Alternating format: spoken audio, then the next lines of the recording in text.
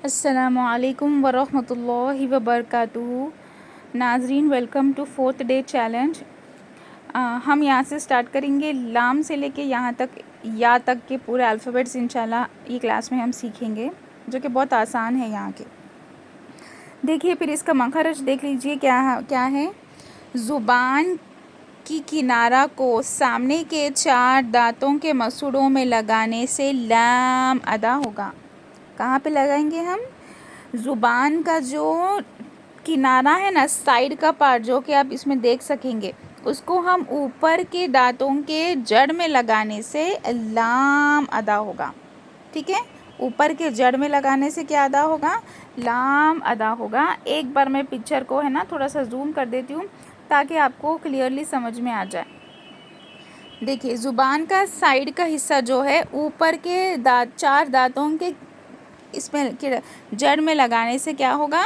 लाम अदा होगा। ऐसा ही है ना, हमने ऑलरेडी 2 अल्फ़ाबेट सीखे हैं। ठीक है, वो कौन सा है? वो रॉ है। ठीक है, लाम, रॉ, और आगे भी हम सीखेंगे जो कि वो होगा नून इंशाल्लाह। फिर से जब बताऊंगी आपको, तो ये पार्ट जो है हमको ऊपर की जड़ में लगाएंगे तो हमको लाम अदा होगा। और लाम की सिफ़ात क्या है? लाम को हम कैसा पढ़ेंगे? बारीक पढ़ेंगे, लॉम नहीं करेंगे, लॉ नहीं करेंगे, लाम को ला करेंगे। ठीक है, इसकी शक्ल देखेंगे। लाम जब अलग आएगा तो लाम मुकम्मल उसका फॉर्म लेकर आएगा, लेकिन जब लाम इब्तदाई में आता है तो लाम ऐसा आएगा, आधा सा पार्ट होगा।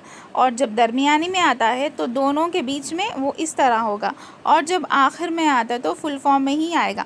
मेक श्योर लाम और अलिफ में हम बिल्कुल भी कंफ्यूज ना हो। लाम हमेशा क्या हो जाता है? एट द एंड, माने जब उसका ख़त्म होने वाला होता है ना उसका, तो छोटा सा फोल्ड हो जाएगा। लाम क्या होगा? आखिर में ऐसा फोल्ड होगा। ठीक है, वही अलिफ क्या होता है? स्ट्रेट ही होगा, किसी भी हाल में वो स्ट्रेट, उसका एज भी सीधा होगा, उसका एंड और टिप बोथ भी क्या होगा? स्ट्रेट होगा। लेकिन लाम में जो उसका है ना बॉटम पार्ट स्ट्रेट होगा, लेकिन और जो नीचे का पार्ट है ना एंड पार्ट तो ऐसा कर्व होगा। ठीक है, तो लाम को हम बारीक पढ़ेंगे। फिर से एक बार बता देती हूँ, लाम का क्या है? ज़ुबान के जो किनारा है ना उसको 4 दांतों के मसूड़ों में लगाने से लाम अदा होगा। नेक्स्ट देखेंगे। देख लीजिए मीम का यहाँ पे कैसा है। दोनों होठों के सूखे हिस्से से मीम अदा होता है। कहाँ से अदा होगा? दोनों होठों के सूखे हिस्से से मीम अदा होगा। जब हम मीम को अदा करते हैं तो क्या हो जाता है? हमारा जो 2 भी होठ है ना तो सर स्टिफपन आ जाता है। हम उसको टाइटली फॉर्म करते हैं, टाइटली हम उसको होल्ड करते हैं, एकदम उसको बहुत टाइटली पकड़ लेते हैं हमारे 2 होठों को। ठीक है, जैसा कि आपको पिक्चर में दिखाई दे रहा है, ये हमारे सूखे हिस्से से अदा होगा मीम, जो कि बा गीले हिस्से से। बा में हम है ना, अब मीम है ना हम पूरा ऊपर का होठ से अदा करते, मतलब बाहर का होठ से, लेकिन बा जो होता है गीले हिस्से से अदा होगा। ठीक है, तो जब मीम अदा करते हैं तो हम क्या करते हैं? दोनों होठों को टाइटली बंद करके खोलते हैं, तब जाके मीम अदा होगा, मीम। ठीक है, इसकी शक्लें देखिए यहाँ पे नाजरीन। मीम जब अलग आता है तो फुल फॉर्म में आएगा, लेकिन जब मीम इब्तदाई में आता है तो मीम इस तरह आएगा। ठीक है, और दरमियानी में आएगा, जब 2 हुर्फ के बीच में आएगा तो मीम ऐसा, बस छोटा सा उसका गोल वाला पार्ट दे देते हैं। और जब आखिर में आएगा तो मीम सेम एज़ जब वो अलग होता है। तो इब्तदाई का और आखिर का थोड़ा बहुत सेम है, तो बीच का और इब्तदाई का थोड़ा बहुत सेम है। ठीक है, तो इसके फॉर्म्स देखिए, कैसे कैसे फॉर्म्स, इसकी शक्लें देखिए आपको, ताकि आपको पहचानने में, कुरान पढ़ते वक्त हुर्फ़ों की पहचान में आपको कन्फ्यूजन ना हो। मीम को हम बारीक पढ़ेंगे, और मीम जब अदा होगा तो कैसा हो जाता है? हम उसको एकदम टाइटली है ना, लिप्स को टाइटली पकड़ लेते हैं मीम बोलकर। ठीक है, आगे देखिए अभी। नून, नून, देखिए नून का क्या है? ज़ुबान के किनारे को सामने के 4 दांत के मसूड़ों में लगाने से नून अदा होगा। जिस तरह के हमने लाम अदा किया था ना, उसी तरह हम नून भी सेम प्रोनाउंस करेंगे कि ज़ुबान का किनारे को सामने के 4 दांतों के मसूड़ों में लगाने से नून अदा होगा। यहाँ पे देखिए साइड का जो ज़ुबान का हिस्सा है ना, उसको हम ऊपर के 4 दांतों के मसूड़ों में लगाने से नून अदा होगा। थोड़ा सा हम ये पार्ट भी लगा सकते हैं ऐसा ऊपर, ये नहीं आ रहा तो बस नून की प्रोनाउंसिंग हमको सही आनी चाहिए, ये टिप ये भी लगा सकेंगे हम, ठीक है। तो हमने इस सेम सिमिलर कौन सा सीखा था, लाम, और कौन सा सीखा था, रॉ, और ये क्या है, नून। तो ये तीनों की मखारिज कैसी है, सेम प्रोनाउंसिंग है। लाम को भी हम जुबान का साइड का हिस्सा ऊपर के 4 दांतों के मसूड़ों में लगाएंगे, और रॉ को भी ऐसे ही करेंगे, और नून को भी ऐसा ही करेंगे। तो ये तीनों की सिफात और तीनों का मखारज बिल्कुल सेम है। इसकी शक्लें देखेंगे हम।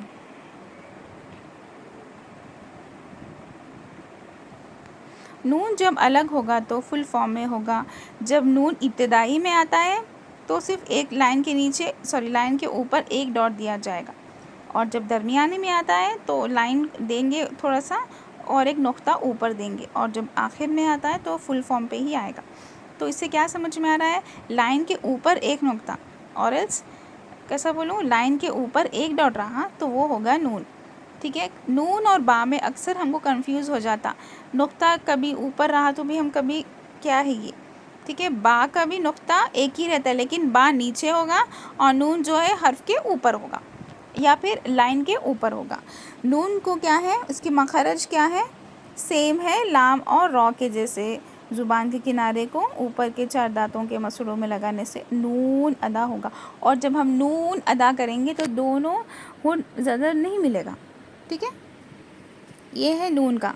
नेक्स्ट देखिए, वाऊ, वाऊ, दोनों होठों को गोल करने से और ना मिलने से वाऊ अदा होता है। वाऊ कैसा अदा होगा, दोनों होठ गोल करेंगे, ठीक है। ओ पढ़ते ना हम अल्फ़ाबेट ओ फॉर ऑरेंज, तो वैसा ही वाऊ दोनों होठों को गोल करने से और क्या है, ना मिलने से, दोनों है ना दो होठ बिल्कुल टच नहीं होंगे, ना मिलने से वाऊ अदा होता है। तो देखिए नाजरीन, वाऊ जब अकेला होता है तो ऐसा होगा, वाव जब इब्तिदाई में आएगा तो ऐसा होगा, दरमियानी में आएगा तो ऐसा होगा, और आखिर में आएगा तो ऐसा होगा। तो क्या है इसका, पूरों का जो है ना फॉर्म, पोजीशंस कैसे, शक्लें कैसे हैं, एक जैसे ही है। तो हम वाव को अच्छे तरीके से आइडेंटिफाई कर सकेंगे। इसमें हमको प्रोनाउंस करने में या फिर इसको हम पहचानने में हमको ज़्यादा कुछ प्रॉब्लम नहीं होगा, क्योंकि सिंपल सा है और एकदम अलग है, ठीक है, किसी से मिलता जुलता नहीं है। अभी देख, हाँ अगर ऐसा दे के, अगर इसके ऐसा देंगे ना, एक सेकेंड ठहरिए, अब ये वाव है समझो, इसके ऊपर अगर एक डॉट दे दी तो क्या हो जाएगा वो, अगर एक डॉट तो वो फ़ा बन जाता है, ठीक है। नुक्ता आ गया ना उसके ऊपर तो वो फ़ा बन जाएगा, अगर नुक्ता नहीं रहा तो वो क्या होगा, वो वाव होगा। नेक्स्ट देखिए नाजरीन, हाँ, हाँ, हाँ, हाँ कैसे प्रोनाउंस करेंगे, हलक के नीचे वाले हिस्से से हाँ अदा होता है। इसको देख लेंगे एक बार हम। हलक के 3 पार्ट है जैसे कि मैंने बताया था, अपर, मिडिल एंड लोअर।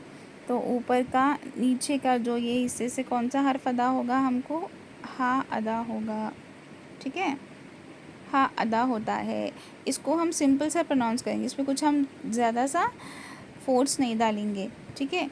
जो ये वाला ह है उसको हम हलक को दबाएंगे, तो इसको और इसको हम बिल्कुल नहीं मिलाएंगे, ये दोनों को अलग अलग पढ़ेंगे, है और ये है हाँ, हल्का सा प्रोनाउंस करेंगे। हलक के नीचे वाले हिस्से से हाँ अदा होता है, ठीक है। इसके शक्लें देखिए,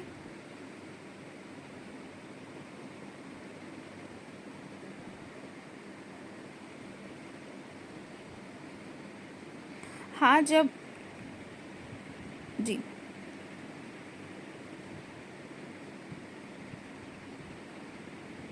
हाँ जब अलग आएगा तो ऐसा होगा, जब इब्तिदाई में आता है तो हाँ ऐसा होता है, दरमियानी में आएगा तो ऐसा होगा, आखिर में आएगा तो ऐसा होगा, ठीक है। तो ये सारे उसके फॉर्म्स है। सर्कल भी आता है, कभी ऐसा भी आएगा आपको, ठीक है। और ये लीफ के जैसा आएगा, ऐसा दे के बीच में से आपको एक लाइन देंगे, ये है वो। और ऐसा ऐसा भी आएगा जो कि यहाँ पे है, और ऐसा भी हाँ ही आएगा जो कि आखिरी हर्फ को लग के होगा, ठीक है। तो ये हाँ के फॉर्म्स, थोड़ा सा हाँ का फॉर्म अच्छे से देखिए, ये वाला हाँ का फॉर्म्स है, इसकी शक्लें देखिए, ठीक है। ये इसको देखेंगे तो आपको समझ में आ जाएगा, इसको देखेंगे तो आपको समझ में आ जाएगा, ठीक है ना। नेक्स्ट देखिए नाजरीन, हमज़ा देखिए नाजरीन, it is pronounce from the bottom part of the throat. हलक के नीचे वाले हिस्से से हमज़ा अदा होता है, जैसा कि हमने हाँ पढ़ा था ना इसके पहले वाला हाँ, तो ये दोनों का सेम है, हमज़ा और हाँ का क्या है, हलक के नीचे वाले हिस्से से हमज़ा अदा होगा। जैसा कि मैंने हाँ को भी प्रोनाउंसिंग का बताया था कि हलक के 3 पार्ट्स होते हैं, नीचे वाले हिस्से से हमज़ा और हाँ ये 2 हुर्फ अदा होंगे, दरमियानी हिस्से से कौन से अदा होंगे, आइन हाँ, और ऊपर वाले हिस्से से गोई खो, ठीक है। ये हल हुरूफ हलकी है, जो कि हलक से निकलने वाले हुरूफ, हमज़ा हा, आइन हा, गोइन खो, नीचे से आइए ताकि आपको अच्छे से मेमोराइज हो सके, ठीक है। देखिए हमज़ा हा, फिर आइन हा और गोइन खो, ठीक है, गोइन और खो, ये जो है हलक के हिस्सों से अदा होने वाले हर्फ से। इसकी शक्लें देखेंगे नाजरीन, सिंपल सा है ये भी, हाँ मोटा नहीं पढ़ेंगे इसको, हल्का सा ही पढ़ेंगे। हमज़ा के ऊपर अगर यहाँ पे मेन देख लीजिए, हाँ हमज़ा के ऊपर जब आपको अलिफ के ऊपर जब हमज़ा आएगा तो हम क्या पढ़ेंगे, अलिफ पढ़ेंगे, हमज़ा पढ़ेंगे, हमज़ा पढ़ेंगे, ठीक है, अलिफ को नहीं पढ़ेंगे, ठीक है। हमज़ा है ना 3 शक्ल लेता है, अलिफ का लेता है, वाव का लेता है और या का भी लेगा, ठीक है ना। तो हमज़ा अलिफ की शक्ल में, हमज़ा यहाँ पे देखिए, फिर ऐसा होगा जब इब्तिदाई में होता है, और जब दरमियाने में होता है तो ऐसा होगा, और जब आखिर में होता है तो ऐसा होगा, ठीक है। इसके इतने सारे शक्ल सेम है, अलिफ के ऊपर ही आएगा हमज़ा, हलक के बीच वाले हलक के नीचे वाले हिस्से से हमज़ा अदा होता है। हमज़ा और अलिफ दोनों एक है, अगर अलिफ के ऊपर कुछ भी एराब आ गया तो वो हमज़ा बन जाएगा, ठीक है। तो अलिफ और हमज़ा एक है, ठीक है ना। आगे देख लीजिए नाज़रीन, अभी देखिए लास्ट वाला जो है वो है या। ज़ुबान के बीच के हिस्से को ऊपर के तालू में लगाने से या अदा होता है। कुछ याद आया, ज़ुबान के बीच के हिस्से को ऊपर के तालू में लगाने से, देखिए जीम पढ़े थे हमने, जीम जो है ज़ुबान के बीच के हिस्से को ऊपर के तालू में लगाने से जीम अदा होता है, वैसा ही या भी वैसे ही है, हलक के ज़ुबान का बीच का हिस्सा ऊपर के तालू में लगाने से या अदा होगा। जैसा कि आप यहाँ पे देख सकेंगे, हलक का जो बीच, ज़ुबान का जो बीच का हिस्सा है कहाँ पे लगा रहे, ऊपर के तालू में लगाने से या की प्रोनाउंसिंग होगी, ठीक है। इसके शक्लें देखिए, अभी या की शक्लें क्या है, जब या शुरू में आता है या तो ऐसा आएगा या, ध्यान से देखिए, जब शुरू में आएगा या तो ऐसा, जब इब्तिदाई में अलग आएगा तो ऐसा होगा, जब शुरू में आएगा तो लाइन के नीचे 2 डॉट दिया जाएगा, ठीक है। और जब दरमियानी में आएगा तो या ऐसा आएगा, और जब आखिर में आएगा तो या ऐसा आएगा, ठीक है। या भी, या को लाइन के नीचे 2 डॉट्स होगा तो या होगा, ठीक है, खाली ऐसा देगा तो भी या होगा, ऐसा रहा तो भी या होगा। ये पूरी शक्लें हैं या के, ठीक है। यहाँ भी आप देख सकते हैं ताकि आपको अच्छे से समझ में आए, ये या है और ये भी या है, ये कैपिटल या है और ये स्मॉल या है। जब कैपिटल में आना होगा तो या ऐसा आके ऐसा 2 नुक्ते देते, लेकिन जब अगर आपको स्मॉल में देना हो तो लाइन डाल के 2 डॉट्स देंगे तो वो बन जाएगा या, ठीक है। तो यहाँ तक का हमारा अल्हम्दुलिल्लाह अलिफ से लेके या तक के पूरे अल्फ़ाबेट्स का मखारज मैंने आपको डिटेल से समझाया, कोशिश किया है मैंने आपको कि मैं आपको बेहतर से बेहतर आउटपुट दूँ ताकि आप लोगों का मखारज सही हो सके, क्योंकि हम क़वाइदें सीख रहे हैं अल्हम्दुलिल्लाह। बहुत से तरीक़े से हम क्या है, नूरानी ख़द की तख्तियों को याद कर लेते हैं और प्रोनाउंसिंग पढ़ लेना शुरू करते। लेकिन हमारा आधा जो बेस है, मैंने पहले ही बताया कि मखारज है, ठीक है। तो मखारज हमारा सही नहीं रहा तो हम वो पढ़ते हैं तो कुछ मिसिंग दिख जाता। जैसे कि हम टीचर्स की प्रोनाउंसिंग में देखते कि वो लोग कितना अच्छा पढ़ते, हम लोग को भी आ रहा है पढ़ना, लेकिन हम पूरे तख्तियाँ, आप लोग तख्तियाँ पूरे बहाट कर ले सकते, लेकिन जब मखारज की बात आती है तो थोड़ा सा मखारजें आप लोगों में कच्चा पक्का हो जाता, कच्चे हो जाते मखारज में। इसलिए ये 5 डे चैलेंज जो भी है, इसमें जो मैंने डे 1 से लेके डे 5 तक का जो मैं अपलोड कर रही हूँ, इसको अच्छे से ध्यान से सुनिए और प्रैक्टिकली आप लोग प्रैक्टिस कीजिए अल्फ़ाबेट की प्रोनाउंसिंग। पिक्चर को देखिए, मस्ट आप लोग पिक्चर को देख के आप लोग समझिए, ताकि आप लोगों का माइंड जो है जल्दी से जल्दी उसको ग्रैब कर सके, ठीक है। क्योंकि हमारा माइंड जो है वो क्या जल्दी क्या कैच करता, पिक्चर्स, ठीक है। अल्फ़ाबेट्स को और नंबर्स को थोड़ा सा वो लेट गेन करता है, लेकिन जब पिक्चर्स की बात आती है तो हमारा माइंड जल्दी से जल्दी उसको दिमाग में बैठा लेता। इसके लिए मैंने पिक्चर के ज़रिए से आप लोग को स्पेशली ये निकाल कर बता रही हूँ। इसमें आपको शक्लें भी हैं।